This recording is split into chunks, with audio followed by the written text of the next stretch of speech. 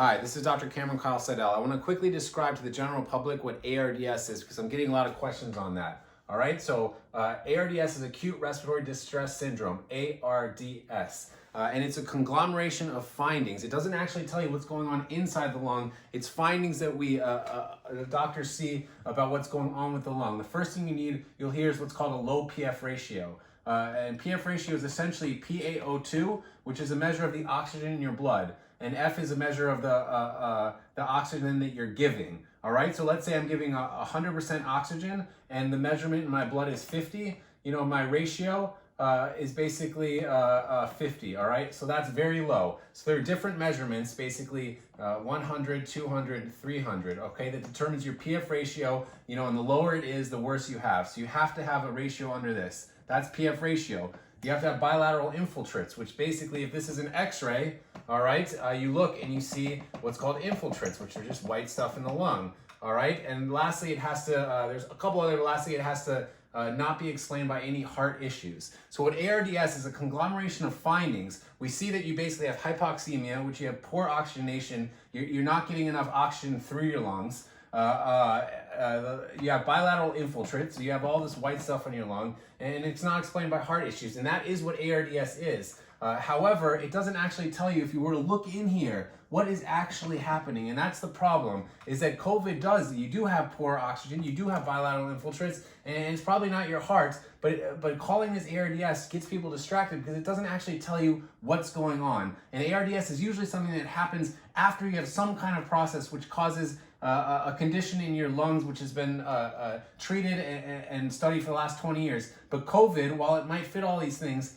is not caused by the same thing that caused the ARDS in the past. So that's why COVID really is not ARDS, all right? And it shouldn't be treated as such until we understand this. It all starts from here. I'm confident that if we understand this, you know, and scientists and people working in technology, you know, get all their minds together, that we can figure this out.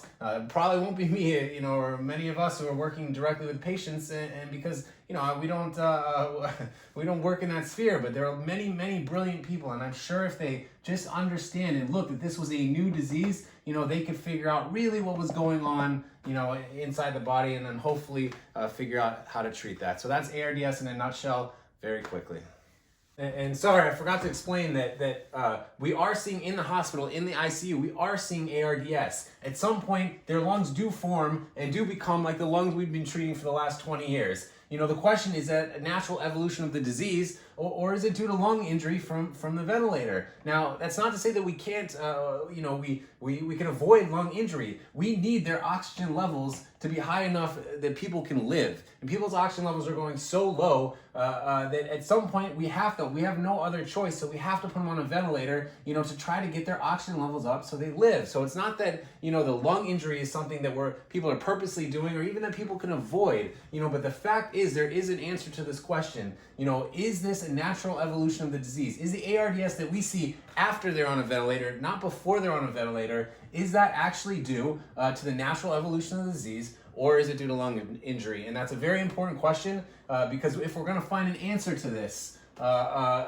scientists need to know, and clinicians and all of us working at the bedside, you know, all the decisions we make are dependent partly on that question. So we need to know that, even if it can't be avoided for now until we have an answer, and I hope we'll find an answer. You know, we do need an answer or an investigation into that question.